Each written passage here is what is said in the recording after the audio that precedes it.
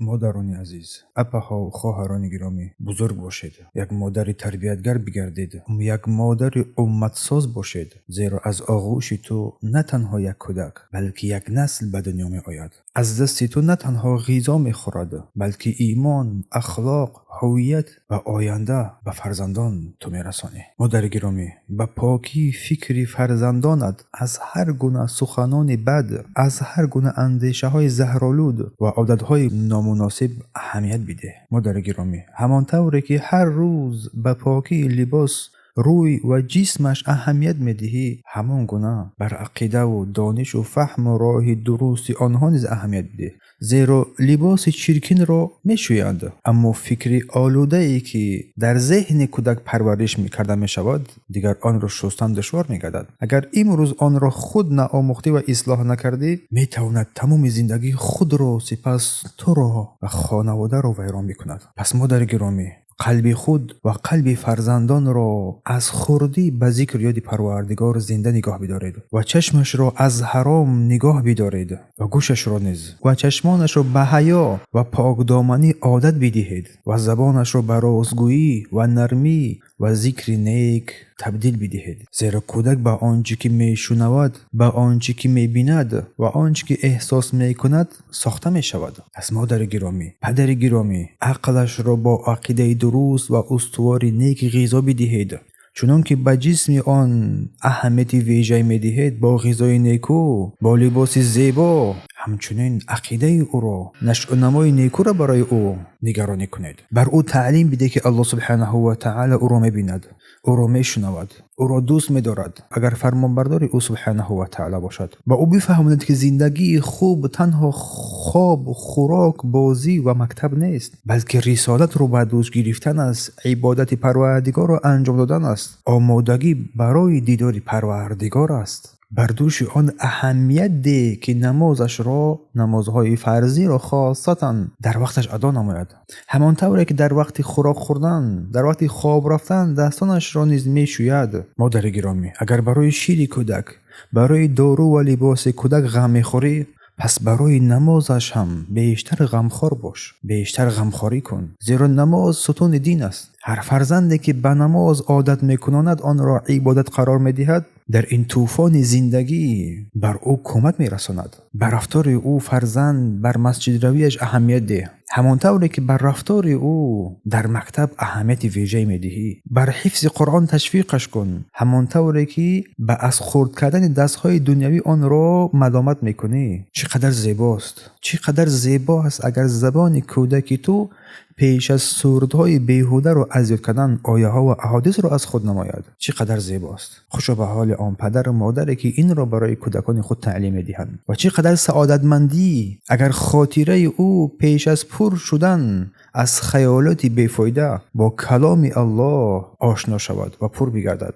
بجای آن خبرها و قصه های خیالی که دنیا را پر کرده است، دروغین و بی‌معنی، به قصه های پیامبران و صحابگان کرام آشنا بگردد. سپس تابعین و تبع تابعین و عالمان و شاهدان و شهدا و صالحان و نیکومندان بر او تعلیم بده که حقیقت از خیال ده زیباتر است و زندگی اهل ایمان از هر افسانه دیده عبرت انگیزتر است، تا آنها را دوست دارد، به سوی آنها میل کند و از آنها پیروی کند. به او معنای کلمه لا اله الا الله را بیاموز. بر او این حرفای الف بای نیاگان را میآموزی، بر او این کلمه را تعلیم بده، یاد بده، حفظش کند و بر او بفهمون که این کلمه لا اله الا الله آزادی حقیقی از بندگی غیر الله است. یعنی نه هوا و هوس خدای او باشد، نه مرد و پیامبر اله او باشد، نه قبر صالح، نه کسی چیز دیگری و نه دنیا. بلندترین شرف برای تو و برای فرزند تو این است که تو بنده الله باشی و او را به عبادت الله سبحانه و تعالی راهنمایی کنی و در او برای جنت و دوزخ بگو، پیش از آن که برای او سخنان قصه های دنیایی بگویی. برای اون این نعمت های الله سبحانه و تعالی را آگاهی کن، قصه نما. قلب کودک را با جنت ببند تا چشمانش در آینده به هر درخشی دنیا فریفته نشود. او را برای آخرت دوستدار کن، او را دوستدار آخرت نما پیش از آنی که بزرگ شود و بر او برسان که آخرت مکانی عدالت است، مکانی آرامش و نتیجه آن اعمالی کردی. به درستی هر کسی که از خردی آخرت را میشناسد در جوانی خود را گم نمی کند و بر اون احترام بزرگان را بیاموز.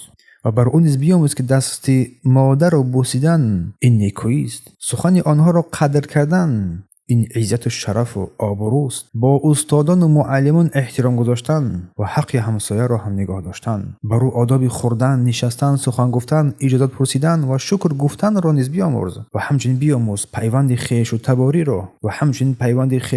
را در دلش هم زنده بگردان. زیرا فرزندی با آداب این برکت خانه و روشنایی جامعه میگردد. و بر او اخلاق حمیده بیاموز، رازگویی پیش از زیرکی، حیا پیش از زیبایی، شفقت پیش از قوت، صبر پیش از موفقیت، قناعت پیش از مال و اخلاص پیش از عمل را تعلیم بده. مادر بزرگی باش. تربیه آنها را تنها به خاطر رضای الله سبحانه و تعالی انجام ده، نه برای فخر به مادر بودنت، نه برای مقایسه با دیگران، نه برای آنکه فقط فرزند خوب بودن. پس مادر گرامی، اگر نیت تو خوب باشد، حتی در زحمتت برکت است، در سخنت تأثیر است و در فرزندانت نور است، پس آنها را با طرز درست تربیت کن تا حتی در سرگرمی های زندگی قدم نهادند مستقیم باشند. یاران صالح را، دوستان نیکو با آنها باشند. قرآن را رفیق خود دانند، ذکر و آرامش قلب خود بشناسند و جنت را هدف آخرین خود بسازند. و بر آنها تعلیم بده اگر که تنها ماندند پروردگار را فریاد بزنند، او را بخوانند. اگر آزموده شدند، امتحان شدند، صبر را پیشه بگیرند. اگر نعمت داده شدند، شکرگزاری را نمایند. اگر گناه کردند، به سوی پروردگار استغفار هم نمایند. اگر در بلندی رسیدند، تکبری نورزند. اگر بر زمین افتادند، به سوی پروردگار باز بگردند. مادری باش که در تربیه تو غمخوار تو بگردند، با تربیه تو نمونه عبرت بشوند، نه تنها با سخن. زیرا فرزندان بیشتر از آن که سخن مادر را بشنوند و خود تأثیر بگیرند، رفتار و کردار آنها را به خود میراث میبرند.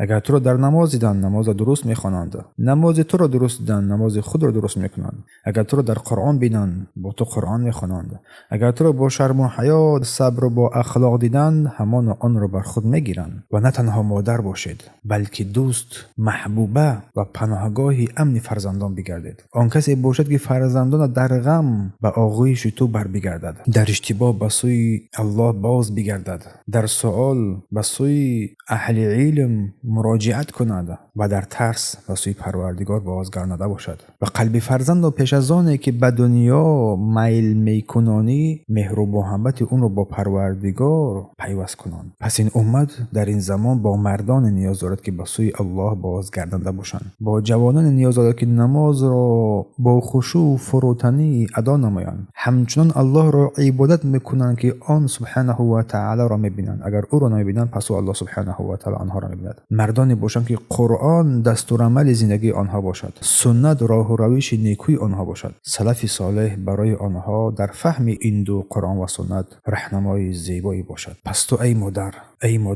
مادر میتوانی آغاز این همه باشی. تو میتوانی اولین مدرسه، اولین معلمه، اولین دعوتگر، اولین چراغ راهی فرزندانت باشه. از این لحظه های کودک غافل مباش. یک سخن تو میتواند فرزند را دیگرگون بسازد.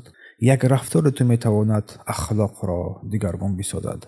یک دعای شبانه تو میتواند تقدیر فرزند را روشن بگرداند. پس تو ای مادر همان کسی باش که آنها را میسازد، آنها را در این بازار دنیا برای جمع آوری اعمال نیک برای آخرت تشویق میکناند. آنها را تنها صاحب دیپلم ها و کسب و کار این دنیا مساز، بلکه صاحب وجدان، صاحب ایمان، صاحب مسئولیت و تقوا و پرهیزگاری بگردان.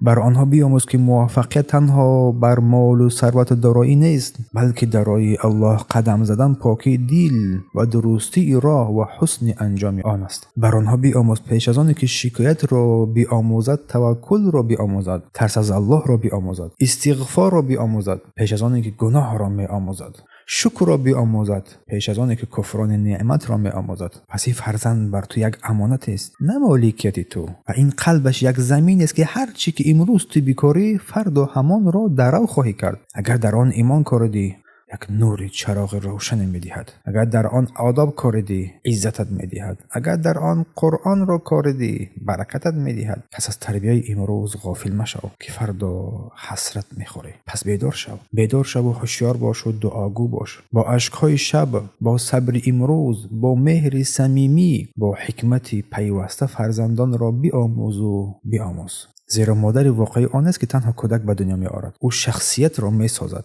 با ایمان، با تقوا و پرهیزگاری در راه علم و دانش و تقوا. شخصیت را می سازد که آرامش دنیا و نجات آخرت خود و دیگران است. پس مادر عادی نباش، مادر اثرگذار باش، مادر دعاگو باش، مادر قرآنی باش، مادر امت ساز باش، تا روزی برسد که در آن روز در صحرای محشر به سبب این مادر بودنت در سر تو، در بالای سر تو یک تاج گذاشته شود که نوری آن نوری آفتاب را خاموش بگرداند، تا اینکه در آخرت با اعمال صالح زحمت کشیدی سرفراز بگردی و نعمت‌های بی‌بها را به دست بیاری. التوفیق از جانب الله سبحانه و تعالی است.